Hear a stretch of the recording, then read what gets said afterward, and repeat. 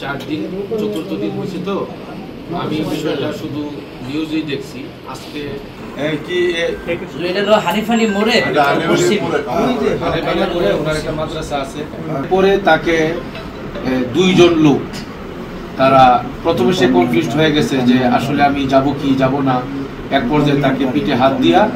প্রথমে তাকে অটোতে উঠাইছে তাকে খুন করা হবে গুম করা হবে তাকে হুমকি দিছে তো হুমকি দিলে সাথে সাথে গেছে থানায় ওই যে দেশে আমাদের যে একটা আলেম অপহরণ হয়েছিল মামুনুর রশিদ মামুন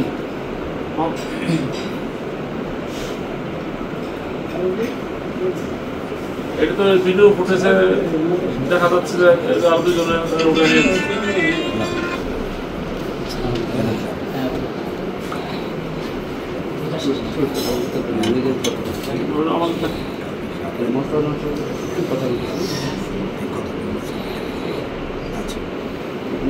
এটা আমি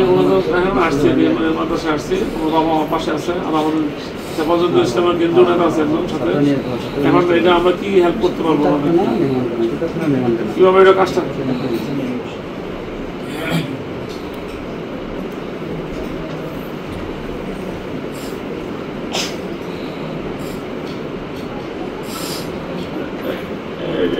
ডিবি কারা করতেছে না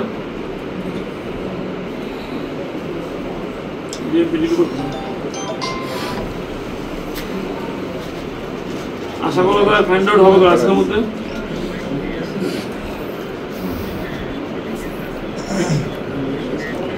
আমার পাশে অনেক লোক অনেক আছে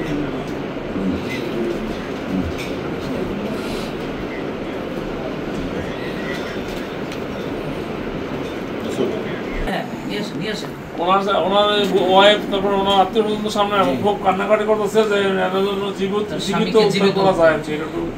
না না না এটা পুলিশ তো করবে না যারা গুম করছে এরা যদি বাইরে বলাই নিয়ে এই ভয় আছে একটু জায়গা দেন একটু তার 3 বছরের একটা বাচ্চা আছে দ্রুত সাংবাদিক ভাই দ্রুত ডিবি প্রধানের কাছে পাঠাইতে দ্রুত নিয়ে আসতে পারে যে কোনো মূল্য দেশের জন্য কাজ করছে জুলাই আন্দোলন করছে এর ফলে দেশটা আমরা নতুন রূপে নতুন দেশ পাইছি আমরা যা করা প্রয়োজন আমাদের পার্টি থেকে আমাদের বিএনপি পরিবার আছে পুরো দেশের সব লোক আমরা ঢাকা শহর সব আপনার পক্ষে আমরাও নেতাকে সমর্থন করি কিন্তু আমরা তার ভিত্তিতে যাইতে পারি না নিজের বাইরে ধাক্কা করতে হয় ইয়াতে যাই শরীর কমু রাজনীতি